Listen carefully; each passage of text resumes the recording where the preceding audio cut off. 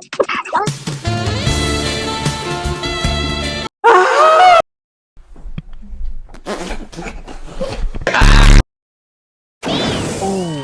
did the shockwave hit you? My bad. Sometimes I just forget how strong I actually am.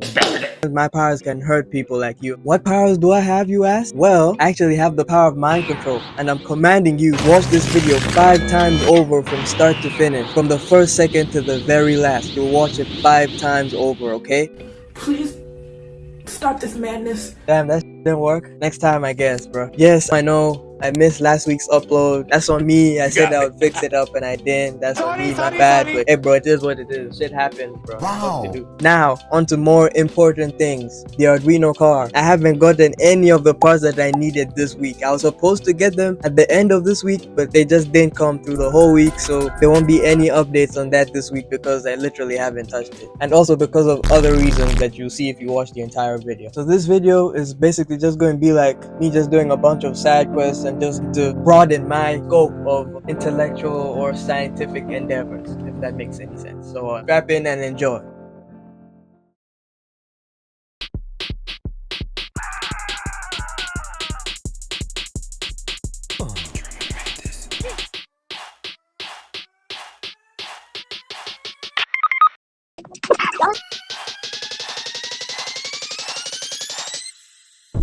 No, please.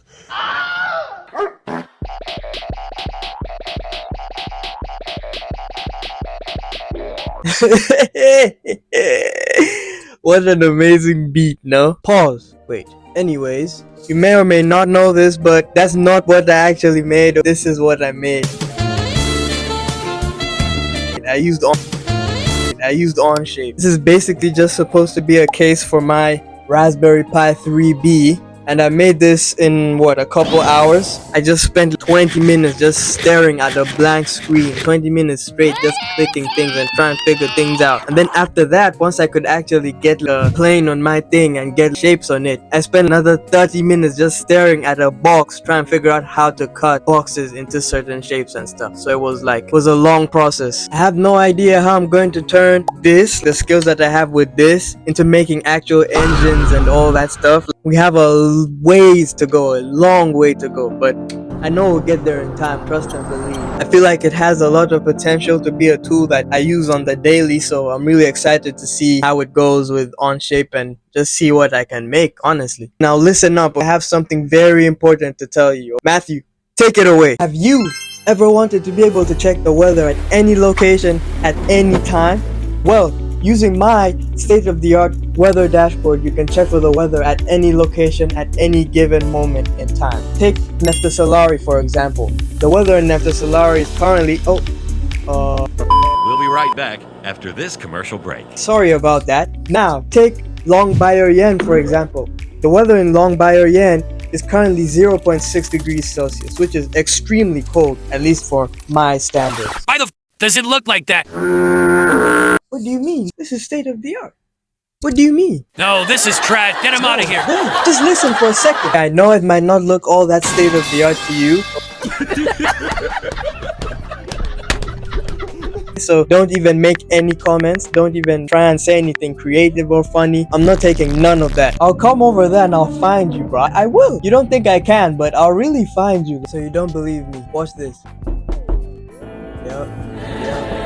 But that's not the point of this segment. The reason I'm talking about my weather dashboard is because this project really helped me understand how APIs work. Now, to my knowledge, an API is just something that allows us to take data and stuff from websites and use it in our programs. And in mine, obviously, I made a weather dashboard, so I looked for websites that provide weather data for my weather dashboard, and I used OpenMeteo. I use this one because it doesn't require an API key. I can just get the URL and just type in the params, and then it just works perfectly fine. So it's really nice and easy. Now, a param is basically just something that tells the website what exactly you want. So in my params, I have coordinates, I have temperature, I have humidity, and then I also have a couple extra things that basically say count one, which basically just means that anything the user types at that in the search bar counts as one input. And then that's really it. I feel like this was probably one of my favorite programming projects that I've done in a while, since the simulation days back in June. But it was super fun, and I didn't didn't use any AI either. I really just used my brain with this, and I did do a couple Google searches here and there, but I wasn't outright chat GPTing and doing all that stuff like I used to. So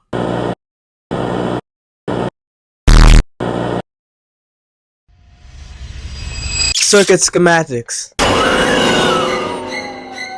Probably the most scary looking thing in engineering. It's kind of like when you wake up and you have sleep paralysis. I know it's completely different and unrelated, but it's that same helpless feeling. I don't know how to explain it, but if you know, you know. I hate feeling helpless. So that's why I really wanted to focus on circuit schematics and really improve my understanding of what these symbols mean and how these components interact with each other. Feel me? So I tried to make a circuit that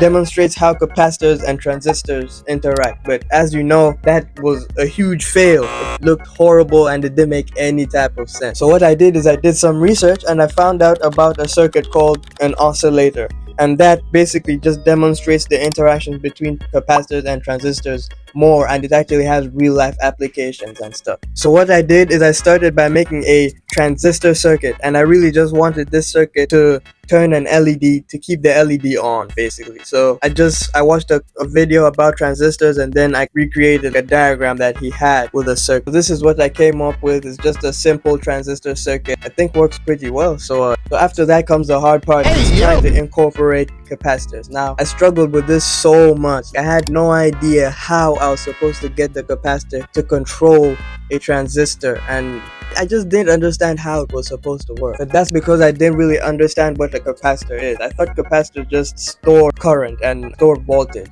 but in reality capacitors can also react and change as the current changes. And when a capacitor is charged, it actually changes the current of the circuit. I don't know, it's hard to explain, but kind of. So after figuring this out, I had an idea of how the capacitors were supposed to be in the circuit, and that led to this attempt. Now, this attempt is actually extremely wrong still. The capacitor is connected to the collector and the base of the same transistor. So for obvious reasons, that's just not going to work. I can't make the other transistor change when the capacitor is connected to the other one, to the same. You know what I mean? I figured out that I just had to change the capacitor and make it so that it's wired to the base of the opposite transistor, and then that led to this oscillating circuit that blinks on and off and shit. It's pretty cool. I like it, so I'm really proud of it. So after I got it to work, I then started experimenting with the resistance, and I also tried changing the capacitor to an inductor, and that led to the differences in how fast the current flows and how quick the LEDs flash on and off and things like that. It was very fascinating. After a bit more research, I did see something about my circuit possibly being a stable multi-vibrator circuit. I don't know if that's true. I didn't really look too much into it, but I saw that there's a possibility that's what I actually have. So you tell me. I really don't know. But did you hear that? Damn, he's here! No!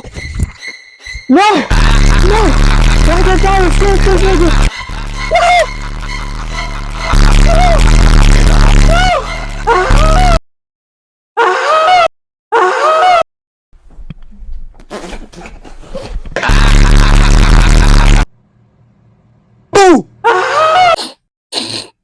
As you can clearly see, the Arduino forbidden something programmer error, whatever, has come back again. Why? Why me? Why does this happen? Someone please tell me. I've updated my laptop, I've restarted it, I've checked the USB, I've tried different USB thingies, I've tried so many things. Nothing, bro. I really have no idea what to do. I'm gonna be honest. So that's the other reason as to why I didn't touch the Arduino this week, bro. It's because of that error, bro. I was just trying to check the other things on my car. I wanted to check the ultrasonic sensor. I wanted to check what was the servo. I wanted to just check and make sure everything's working, but bro, I just kept getting that. I don't know what to do, bro. Honestly, it just comes and goes as it pleases, bro. Low-key sucks. So I tried to shift my focus to Raspberry Pi, and I used Raspberry Pi a little bit ago, but I didn't really use it that much. So I really just wanted to test my ability with Python by using a Raspberry Pi to make something. So I wanted to make a FNAF 5 Nights at Freddy's themed Simon Says type game, but I don't know why the buttons just don't work. I don't know what's going on. I've checked my code 100 times, and every time I have to remove and add code, I have to delete it and type it manually. So that thing's already really slow. So it's already lagging stuff whilst I'm like, bro, it's just frustrating. I don't know what's going on. I'm supposed to build spaceships, but I can't get a simple button to work. Like, how does that make sense? I don't know. Someone please tell me, bro. I really don't know. I'm really just cooked. I have an idea to try and make the Raspberry Pi work by using a transistor because I feel like it's a voltage thing, but I don't know how I'll do that. I don't know what I could really do. It's just going to be a shot in the dark. I have a theory, but I really don't know if it's going to work. So we'll see what happens with that. Why is this studying calculus, bro? Like, why are you studying calculus? Or what's all this math useful for anyway? Like, bro, this nigga is watching partial derivatives, bro. What can you even do with this? Like, shut up!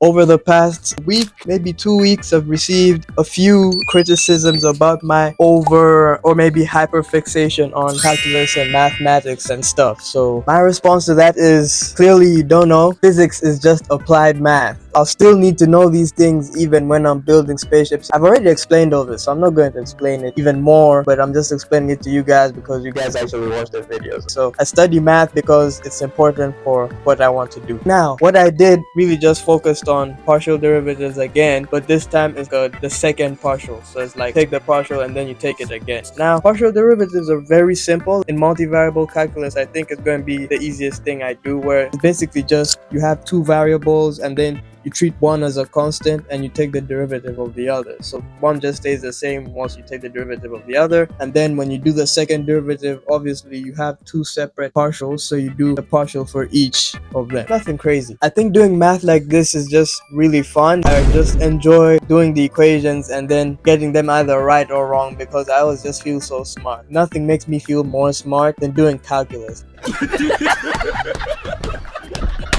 It just gives me that feeling. What do you mean by that? In this study session, I really just did 4 or 5 questions, and I think out of those, I only got one wrong. So I did pretty well. I was able to get the equations right most of the time. And I'm happy to see what more I can do later subjects and stuff. So it's 1 a.m. You made it this far. Thank you so much for watching the full video. At this point, I've only done half the video, but for you guys, this is the outro. So appreciate you for watching. So much happened. I'll have the Arduino car next week. I have the batteries here. Give me a sec.